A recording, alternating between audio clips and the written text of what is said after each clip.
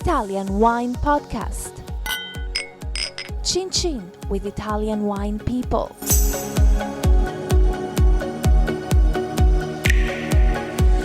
Hello, my name is Monty, Waldin. This is the Italian Wine Podcast. My guest today is Paul Mabray. Paul is described by industry insiders as a digital futurist. What are they talking about? Well, that is the rumor.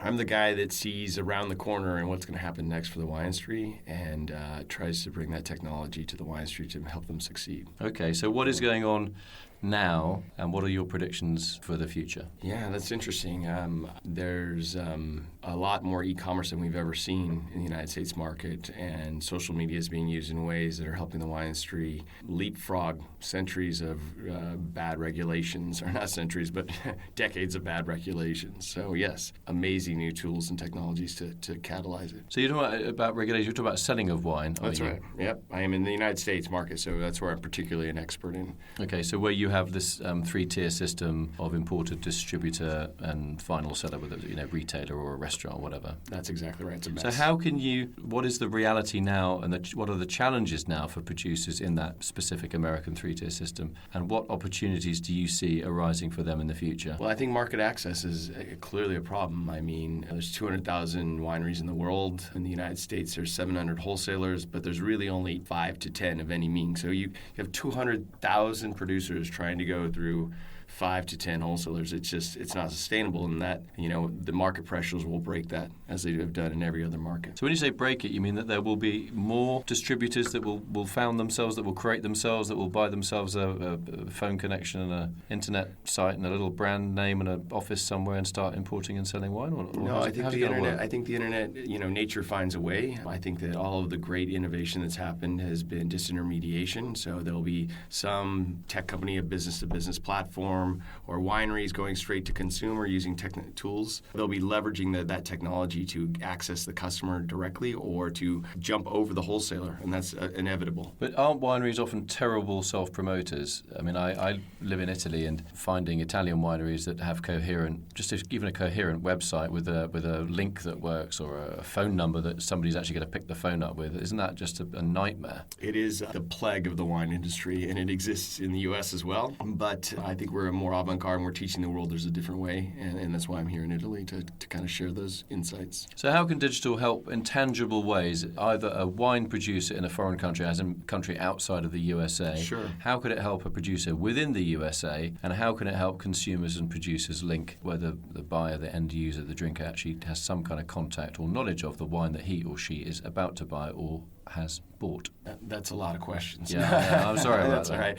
All right. I get paid extra for asking long questions. That's nice. Paid by the word. That's amazing. Digital is a big word.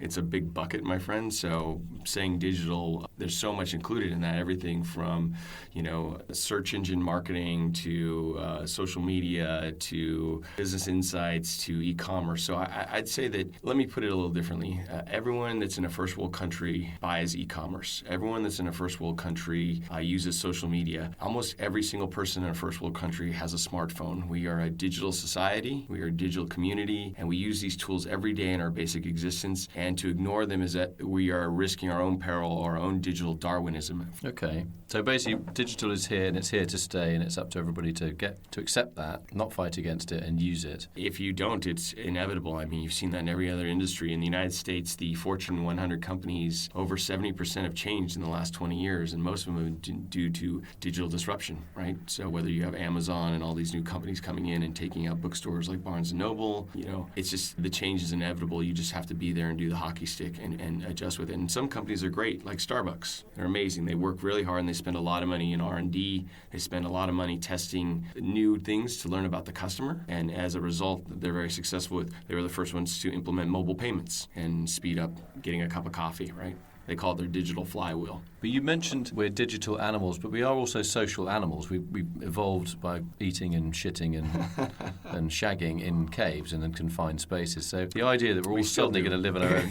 yeah, right. Well, I don't know about you. Cave, not really. Some odd places, but maybe not in a cave. Only because caves are quite hard to find. Yes. But, there is that aspect that, we love the digital technology, but we are sociable animals. So, and you mentioned Starbucks. People go to Starbucks for two reasons. to get a cup of coffee or something to eat, but also to sit down and chat and either meet a strangers, or go there with your friends. So how does that digital mix work for wine, which is a social drink? Well, it's so funny you say that because, all the digital tools are just one part of the equation to communicate at scale with your customers and create lots of thin connections. And they're ways to help you understand your customers better, right? And the whole goal of this is actually to become more human and actually bring it down to a more human experience. So while we have all these amazing tools, they're actually helping us understand a way that I can learn more about you and be a better relationship, a sales relationship with you. That I know you like red wines versus white wines. I know that you like pick pool as an oddity. I know that you drink on Sunday nights with your wife, or all of these different elements. So I can help target you. I know it's your birthday via Twitter and social media. I know that you changed jobs via LinkedIn. These are all small indicators to help me do a better job. To say, hey, you just changed jobs. Let's send you a coupon, to celebrate your new job. But again, that is all. That can be potentially very useful. The flip side of that is some people say, hang on, that's really intrusive. A lot of people still possibly don't understand just how much information, for example, Google or Facebook or Twitter, whoever it has on you. Will there not be? We love the convenience in Amazon, for example, buying Whole Foods, a digital platform, buying a bricks and mortar shop, so that they can combine, get the best of both worlds. Is just the purely digital route maybe missing the physical, human, tactile side of the relationship? I wouldn't say that I'm excluding the physical, tactile relationship. I'm saying that you want to use those tools to create a better relationship. So when I use a digital tools and understand your Twitter, I might be picking up the phone to call you and say, hey, I know it's your birthday. I may be compiling a mailing that goes to you that says, hey, it's your birthday. I'm using these examples, but these are like very basic. It's not one baked, but the digital amount of it and the ability to use that data, the ability to use those tools, whether it's email marketing, whether it's text, and get them in your phone, whether it's social media targeting where you can say, I want people that look like you and act like you because we can tell that through algorithms, so I can find more of you and I can get more relationships of the people that I think like. God, I'd love to see the algorithm about me. Pretty scary.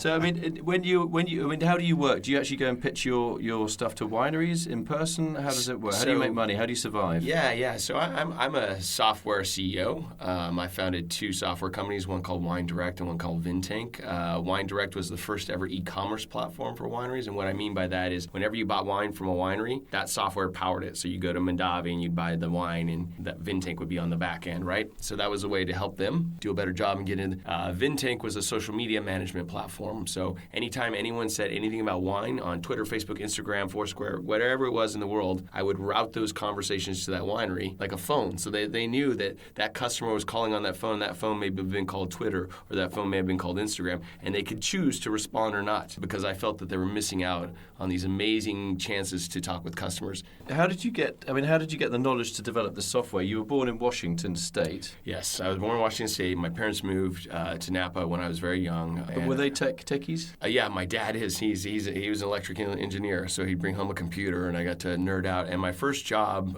when I went to college at UCLA was with a man called John Wright, who founded Domain Chandon USA. And he saw me working on my laptop. I was managing a restaurant going on my way to college, and he said, hey, what are you doing? And I said, I'm working on these equations in Excel and trying to figure out my cost ratio. And he goes, oh, you're a smart kid. I need a sales guy in LA. And I needed a job. So I said yes, but I was a horrible salesman, and I knew it going into the job. So I actually programmed my own CRM, customer relationship management. So it would tell me, by the way, hey, Paul's been to this restaurant twice, and they bought 2 cases. They like cigars. So really simple CRM, right? But it was enough to make me the best sales guy in the region, suddenly the best sales guy on the West Coast, and then vice president in 2023, I think I was. And then I went to work for Niebaum Coppola, the winery, because I went to film school, so I wanted to get back into film. But I loved wine. I loved the money I was making. And I worked directly for the CEO, Earl Martin, who was great. And he kind of made me his skunkworks guy, which is Skunkworks, which is you start these little projects that are supposed to become something amazing, right? So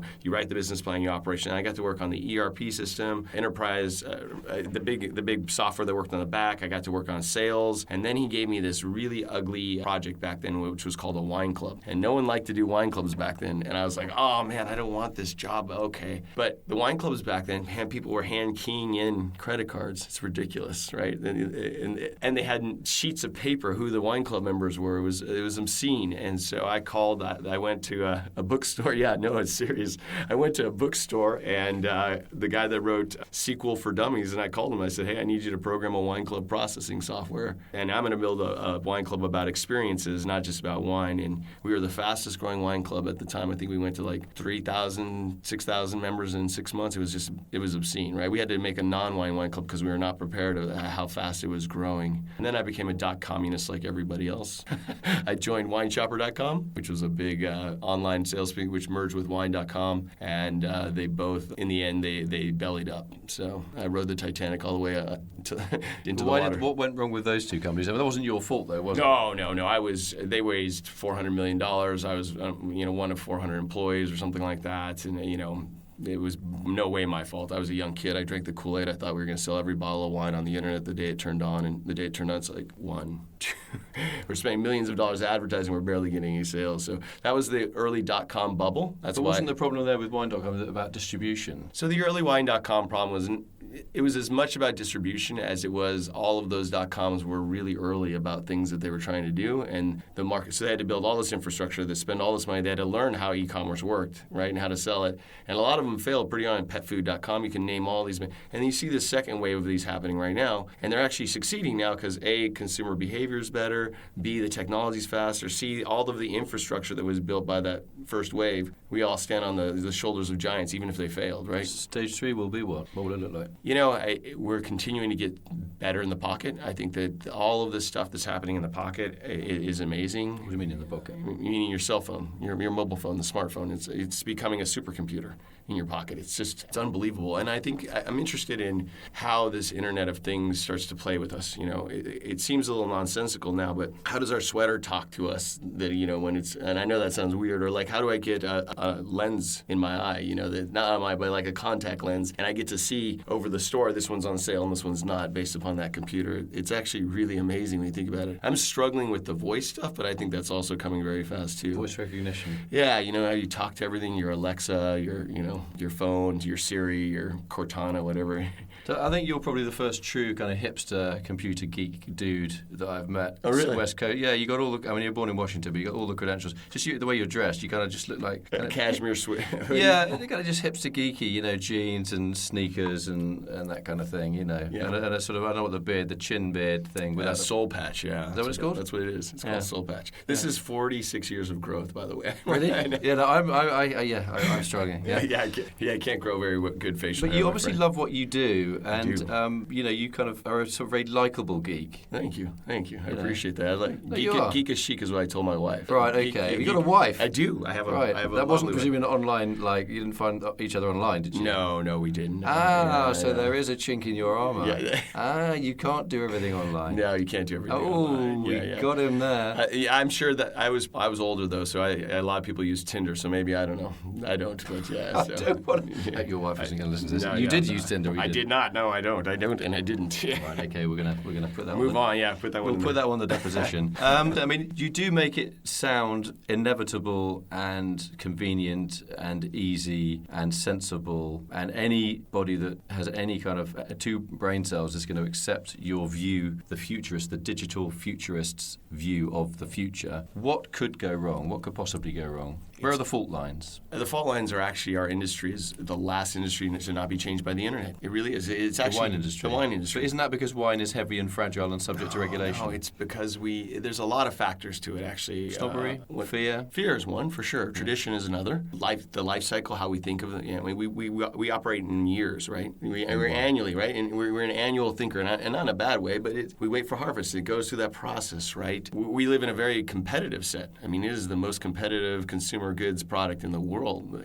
a consumable consumer. It's like 200,000 brands. That's a lot. And if you think about how many wines they make, let's say they make 5 wines each. That's 1 million wines every year that are being made. Yeah, or more probably. Probably more. Yeah, of different wines. Yeah, like single vintage, like one Burgundy estate may make 35 wines. Exactly. It's ridiculous. I mean, I'm not saying we have to figure out a better way, right? How to help get to the consumer. But it's really the winery's inability to move forward that's been sting. I mean, you say there are we talk about all these thousands, hundreds of thousands of wines. There are hundreds of thousands of wineries around. You can't actually physically go and knock on everybody's door and say, hi, you should redo your website, think about e-commerce, digital commerce, etc. So how are you going to get stuck in the wool, old-fashioned farmers, be they male or female, to accept the inevitability, accept the futurist view that you hold that is based, it seems, on I stand on stage a lot. I stand Yeah, on but stage you- a lot. I but- stand on stage a lot. But these old fart wine growers are going to sit on that. They've got a chance of hearing some hipster dude from the West Coast who, quotes, thinks he knows everything, and I've got a lot of shit to do in my vineyard. yeah. I'm going to spend my day ploughing or spraying, or I'm going to go and see this guy. There's a couple good news about that. So I come from a very interesting perspective. I think one of the reasons the wine industry trusts and believes me is because my wife's the CEO of a winery, and if I wouldn't implement it on her winery... What's her winery? Her winery is called Cornerstone Cellars. Right, I'm going to go online. When this interview's, if I can't order at least 4 cases delivered within 4 hours, I'm calling you back and we're going to redo this interview. I will get you some wine. No. Not allowed to do that's cheating. You got like. But I have to convince her to change too. She's a traditionalist as well, so I have the same challenge at home. So I get practice at home a lot, and then get to you. Do you like have a fridge where it tells you your tomatoes are going to go rotten in 2.3 days? We have a lot of smart home stuff, yeah, but not Oh, that. like what? Loo roll? There's a beeper goes off, like the loo in the John. The loo roll needs changing. So we have a couple of those. The dash No, button. you don't. Seriously. We have a couple of those things that like that. Yeah, we have. Do you have any kids? Yeah, we do. We have 4 children. Yeah, So it's you great. obviously the kind of contraception app didn't work in your case, did it? Or it did work, actually. You know, the timing was right. You know, you're measuring the time. Or it did work, right? The Glow app did work. Is that what it's called? Yeah, it is called. The What does Glow. that mean? It's I can imagine. It's a woman's app that tracks all of her stuff. Yeah. Yeah, luggage and ovaries. Yeah. Everything. Okay. Yeah. Fantastic. Right. Well, that's a. That's it. We're Yeah, done now. we have actually got the Italian Wine Podcast has got a sort of medical division, and we'll just spin that one off to that one. Good, okay. Paul, it's been great talking Yeah, to you. amazing, brother. Thank you. I'd like to get you back on the show again in a couple of years to see how things are going and see if your vision is coming true. And I think it probably will. It has so far, though. And some of us traditionalists. I only got a smartphone about 3 years ago. You You looked with a look of horror on your face.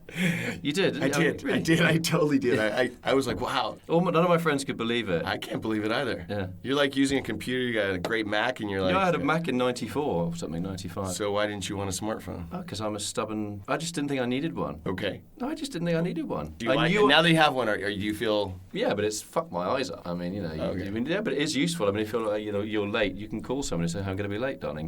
Or if you need any information, you have the Library of Alexandria in your pocket. Right. There's okay. that. Yeah, that is true. No, well, what you say makes sense. But I'm a classic example of a reluctant adopter. And when I adopt, I probably go for 100. They're called laggards. It took me ages to get. I only got I had film cameras until about 4 years ago. Really? Yeah. I loved film cameras. Yeah, I me still too. love. I like the feeling of them. And I thought I would hate a digital. And as soon as I sent my first photo off to a magazine as a digital, I thought, why didn't I do this before? Yeah, it's so much easier. I don't have to go to the post office, queue up in Italy 4 hours at the post office to send get it printed. Yeah. No, So I get where you're coming from. I'm a Luddite. You know what a Luddite is? I do. Yeah, you're just going to give me some tips next time on how I can look more hipsterish. You look hipsterish. Do you reckon? Yeah, I think you look totally hipsterish. I've got a Yeah, shirt yeah. on. You don't wear shirts. Hipsters don't wear shirts. No, do but they? it's untucked. You're laid back. You're relaxed. You got like the good gravel. Stubble. Yeah, the stubble. Yeah, what's that beard thing at the bottom of the chin? Soul patch. A soul patch. Yeah. SOLE. No, soul like in soul music. Oh, as in okay. Yeah, like as in R&B and soul All right, music. I'm gonna- Right? Yeah, that's. All right, I just want to say thanks to my guest today on the Italian Wine Podcast, Paul Mabray, the digital futurist. He's also an expert on facial hair. We'll do a little bit more about that I can't wait to do that one. on the next show we do together. It's been a real pleasure talking to you. I've learned a lot. My brother, thank you so much. Thanks a lot for coming. Thank you, brother. Follow Italian Wine Podcast on Facebook and Instagram.